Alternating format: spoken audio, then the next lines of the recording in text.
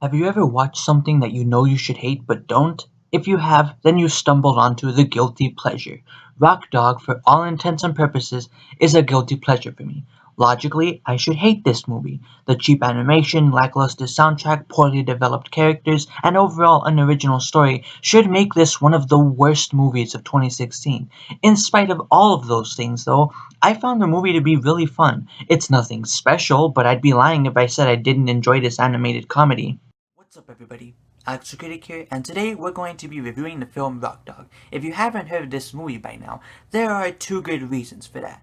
One, it sucked, and two, as is unfortunately the case with most foreign animated films, it was marketed poorly. I myself only saw like 2 or 3 commercials for this film before it faded into obscurity. Never mind that though, let's get into the specifics of this film. Rock Dog is a Chinese-American animated comedy directed by Ash Brannon that was released in 2016. The movie was based on a graphic novel Tibetan Rock Dog, which was written by real-life rock star Zen Jun. Rock Dog's plot revolves around a Tibetan mastiff named Bodhi, who goes on a journey to discover his spiritual powers through his passion for music, specifically rock and roll. You're not just here for a meager recap of the movie. No, you all want to see what the fuss is about. So, without further ado, let's start the film. Glorious, isn't it? The sheep that settle here call it Snow Mountain. The mastiffs protect the villages in these parts. It's a duty their kind has honored for generations. And this here is Bodhi. Whoa. Before we continue, I gotta ask, is anyone else getting Kung Fu Panda vibes from this movie? Because I am. The wolves didn't count on Kampa's secret weapon. Deadly mastiff paw.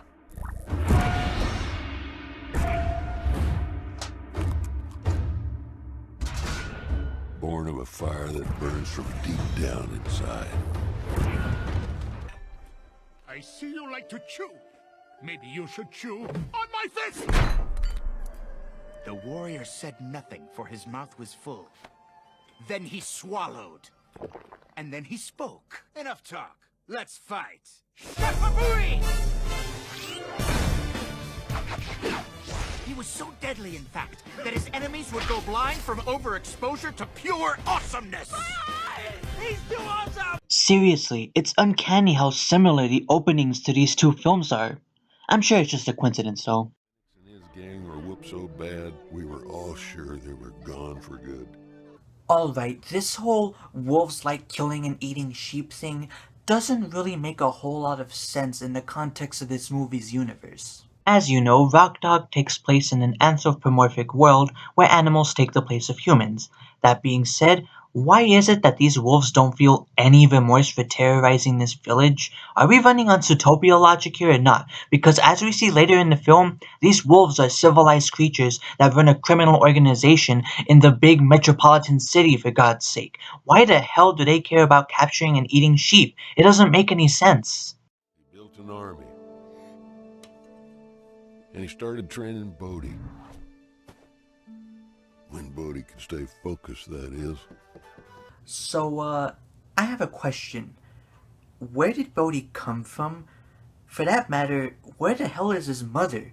Seriously, the film doesn't even mention her like once. It's the weirdest thing. Well, that was the end of music in the village. Kampa said that it was a distraction. We had to be vigilant.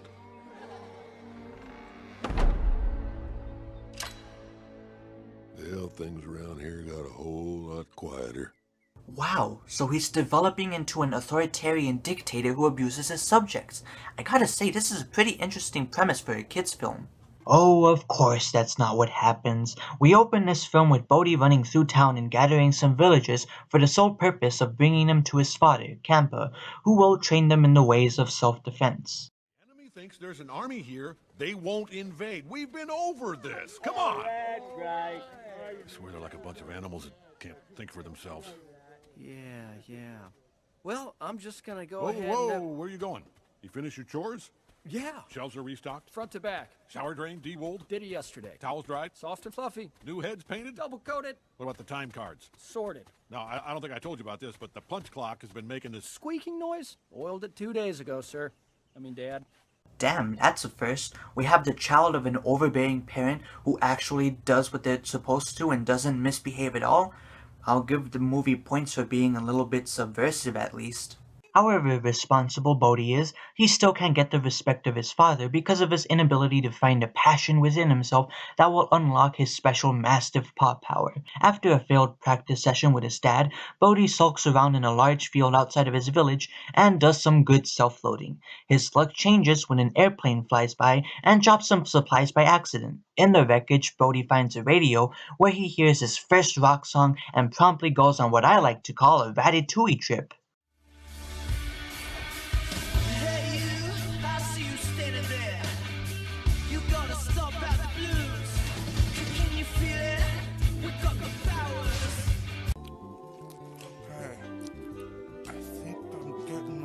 Something there. It might be the nuttiness. See? Could be the tang. That's it. Now, imagine every great taste in the world being combined into infinite combinations, tastes that no one has tried yet, discoveries to be made. I think. Uh-huh. You lost me again.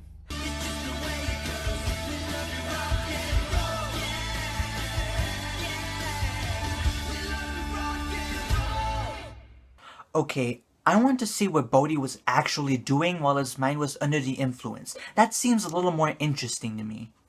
Bodhi learns that the artist behind the inspiring song he just heard was Angus Scattergood, whose following interview with the radio station Bodhi is tuned into inspires him to craft a guitar and start making his own music. I found a band there in need of a guitar, and then the rest is history. History and geography, and a little bit of mathematics. Amazing. So any advice for up-and-coming musicians? Play your guts out and never stop. Even when your dad says stop, don't stop.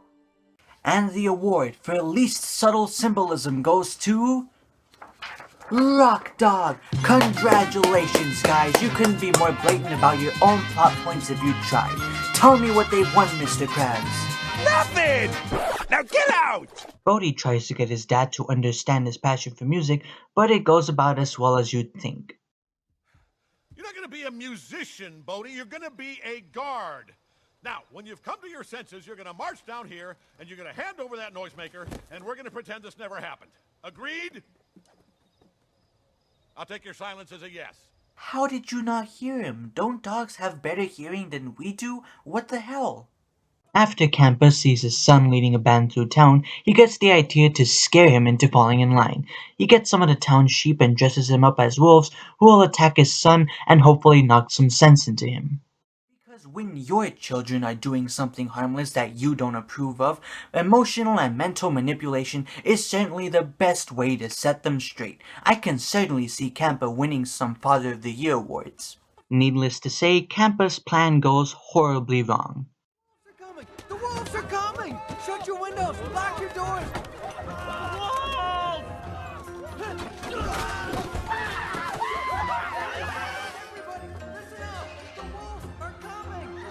You sure you don't want to record another take here?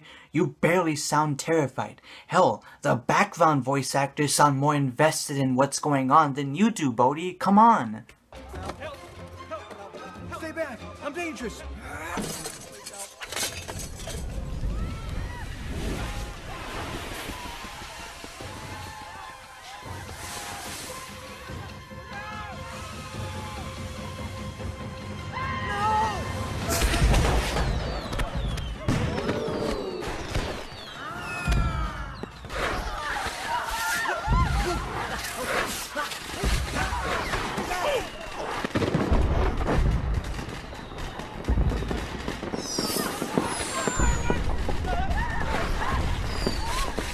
Oh my god, this is literally just like the scene in Kung Fu Panda. The only difference here is that Bodhi lit the fireworks on accident. Wait, but so did Po, cause he, didn't expect them to go off after his father blew them out. I'm not the only one noticing the parallels here, am I?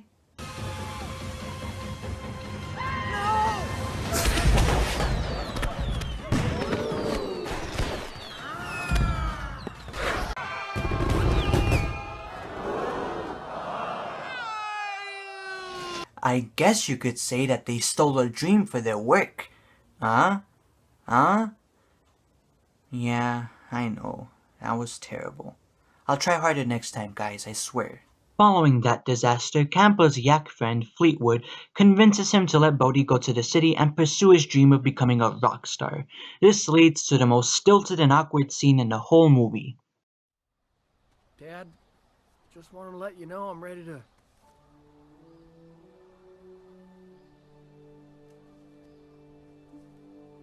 What's this? Go to the city. But if you fail, you come back, and you never speak of music again. Okay.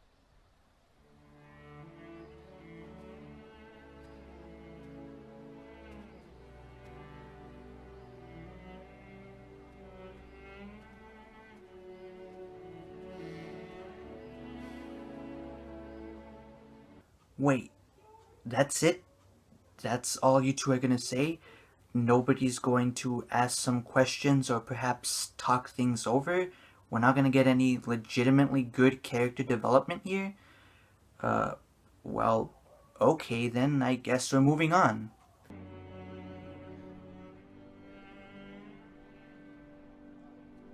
Well, keep those shears sharp, Floyd. Come back and see us sometime, huh? Hey, Carl, stay clean. Put her there, Bodhi. Oh! Well, you got me good, Steve. I'm really gonna miss that. I got a little something for you. Now, where did I put it?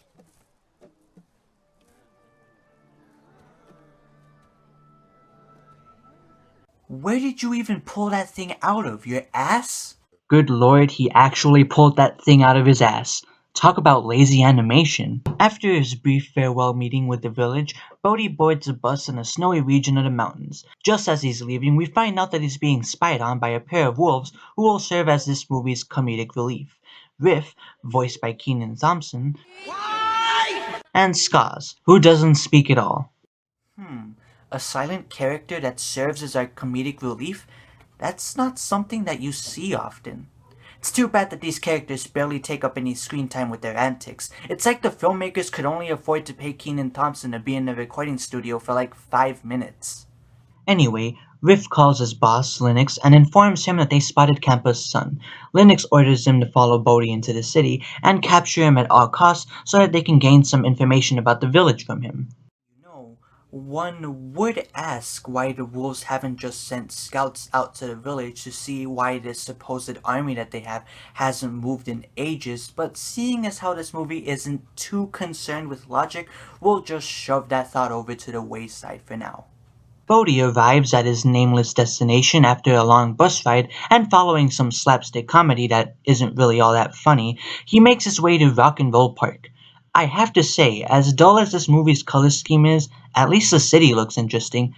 I genuinely would like to see more of it, though I've seen better looking cities in better movies. Hell, Sing had a way more appealing city than Rock Dog does, and that movie didn't even understand that different sized animals would need different sized utilities if they were going to live in a city together. Seriously, explain to me why this makes sense. Zootopia taught you guys how this shit should work, for God's sake. Back on topic, Bodhi runs into a band that seems to be in need of a guitar player. This duo consists of a female fox named Dharma and a male goat named Germer. Dharma is rational and down-to-earth, while Germer is your stereotypical hippie stand-in who checks in and out of reality constantly. Bodhi finds out that the band he came across already has a lead guitar player, Chester Cheetah's brother Trey, who challenges him to a shred-off, which is basically guitar tennis.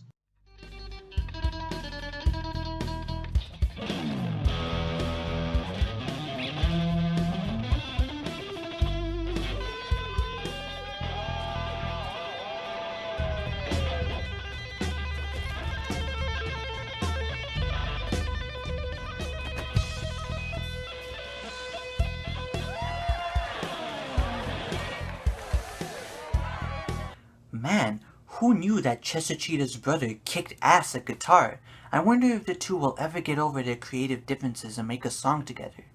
Eventually, Bodhi loses and he doesn't get to join the band.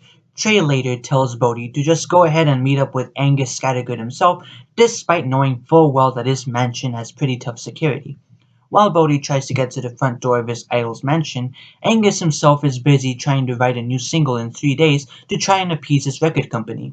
His attempts to write a new song don't go too well, and things only get worse after he meets Bodhi, who's so much of a fan that he won't stop playing guitar in front of Angus's mansion. Angus finds himself locked out of his own mansion after some shenanigans, and it isn't soon before both he and Bodhi are forced to flee from an adoring public. After avoiding the mob of Angus's fans, our protagonists wind up at Rock and Roll Park, where Angus has Bodhi play for enough money to get him back home. While Bodhi talks to Dharma and Gurmer, Angus gets kidnapped by Riff and Skaz and taken to the headquarters of the Wolves. After a relatively pointless scene at the village that shows just how dysfunctional things have gotten since Bodhi left, we cut to Angus being dumped back at his mansion by Riff and Skaz. After hearing Bodhi performing a catchy song outside of his mansion, Angus invites him inside for a day-long tutoring session. What was it you were after? Music lessons, yeah? Yes. Come on in, man. Don't step on the welcome mat, and don't touch the door. It's electrified. Okay, why is the door electrified? The fence I get, but why the door? I don't think even Mr. Burns was this cruel and paranoid. Just go ahead, pick one, anyone.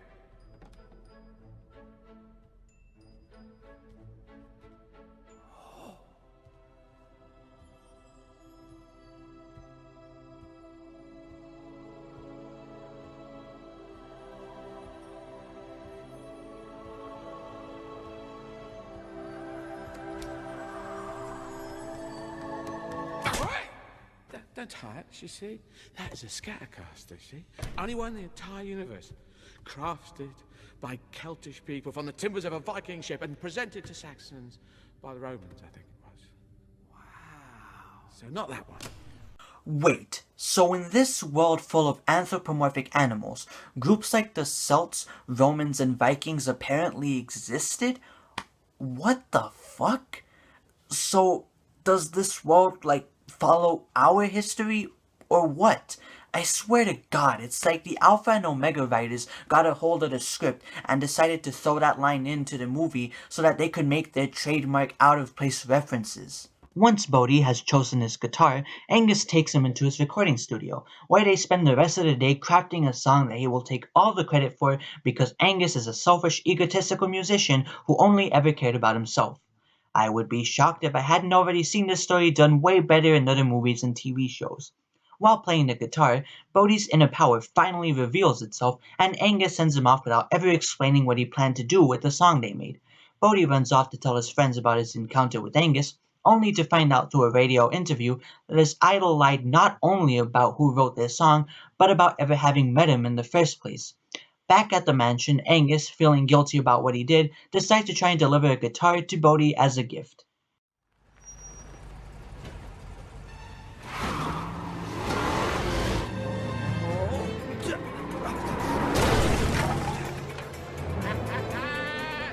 We got you!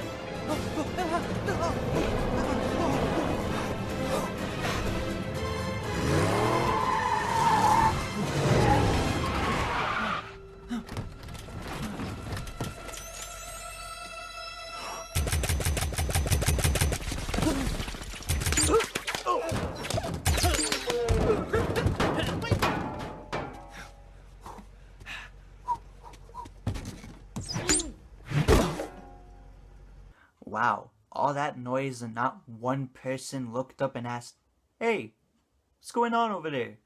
This city is fucking dead."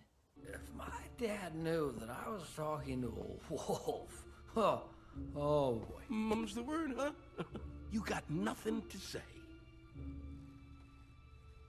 Okay. Okay.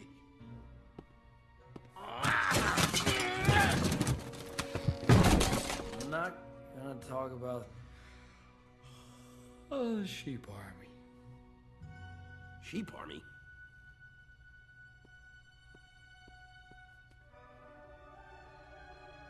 Sheep army, sheep army. Sheep army. Remember how earlier in the video I asked why the wolves didn't just send spies out to the village to find out if this supposed army that they had actually existed or not? Yeah, I still want an answer to that question, because this is the most incompetently run criminal organization that I've ever seen. Next to GameStop, of course. You had photographic evidence that the army that the village had never existed, and none of you wolves noticed it until now? You guys are making the Home Alone bandits look like Al Capone, for God's sake. Anyway, Angus stumbles across Dharma and Gurmer. The trio discover that Bodhi has been kidnapped by wolves, so they embark on a rescue mission. Meanwhile, Bodhi gets out of his fight with the Grizz, which he was sent into by the wolves, and runs into his friends. Together they take Angus's tour bus up to his village. Oh, great. This is not a drill. Take your positions. Those are not the positions I meant. Who wants a taste? Come on, anyone? Bring it! Hold the fuck on. If it was that easy to subdue Campa with that type of weapon, why didn't you guys just use it on the rest of his army? You could have saved yourselves so much time and effort if you just tied them all up like that. Does nobody in this movie ever think? Bodhi arrives just in time to stop the sheep of his village from being eaten, and after a long chase, he's finally cornered by the wolves. Bodhi plays some guitar and uses his powers to calm everyone down. Linux is launched into the stratosphere and disappears for good. Afterwards, Bodhi, Dharma, and Gurmer play the movie's signature track, Glorious, to a sellout crowd at Linux's old fighting club, finally bringing our movie to a close. So that was Rock Dog. What did I ultimately think about the film? Well, it's incredibly flawed and way too shallow for me to recommend it to anybody. But despite the past half hour of complaining that you guys have just finished watching, I personally really enjoyed this movie. Rock Dog is a pretty bad film, all things considered. The characters are one-note stereotypes who have little reason to really like one another. The story is one we've seen done better countless times before, and to top it all off, both the animation and the soundtrack are just mediocre. The animation in particular isn't bad, and there are certainly times when the characters and set pieces are really a sight to behold, but as a whole, it's just unimpressive and generic. The filmmakers didn't take too many risks with this movie and played it safe to a fault. I wouldn't even listen to any of the songs from Rock Dog on its own, which is the one thing a movie like this would have going for it. This is a poor man's Sing, sprinkled with some plot elements from Kung Fu Panda. So why in the world did I like it? Rock Dog doesn't take itself too seriously. It knows that it's going to be a dumb kids movie, and it has a little bit of fun with it. Don't let all the negativity in this review fool you. There are some genuinely hilarious scenes in this movie, and there were times when I was invested in the story. Kenan Thompson in particular did a really good job in this film. His character might not have had a personality, but he put in some genuine effort with his performance, and he did deliver some of the funniest lines in this film. Okay, you knuckleheads, you're gonna scour every square inch of this city, eyes peeled. I don't want you to blink until you find him. You know what? I'm not blinking already. Hello? Hello? What, you didn't get one for me? That's messed up, Skies. You know what kind of a fool you made me look like back there? We supposed to be a team, Skies. We supposed to be a team. I know you hear me. I know you hear me saying words you just trying to ignore me. And I know you understand what you playing a video game when I'm trying to... Give me that whole video. No. A lot of the scenes with Dharma and Gurmer were also pretty entertaining. I think this movie would have fared much better if their characters were fleshed out a little more. I think we also could have benefited from some more character bonding scenes, because the friendship that Bodhi had with Dharma and Gurmer didn't really feel authentic. It felt more like they were friends just because the plot said so. If the story didn't move at breakneck speed and allowed us to get to know the characters, I think Rock Dog would have been a much better film. As for what it is though, I can only really recommend it to people who are suckers for underdog films, like I am. If you're not one of those people, then just watch Sing. It's a much better offering than this. Well, anyways, I'm Alex the Critic. Thank you for watching, and if you enjoyed this video, please subscribe for more content.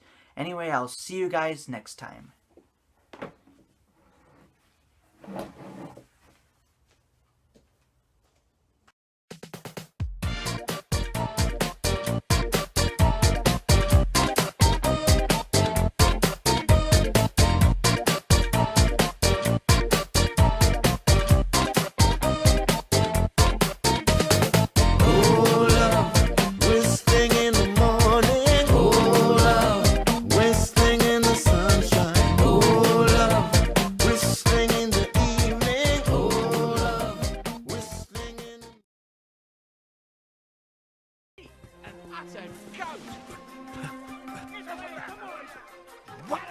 Damn it! Maybe I should have tied his legs up so that he couldn't run away.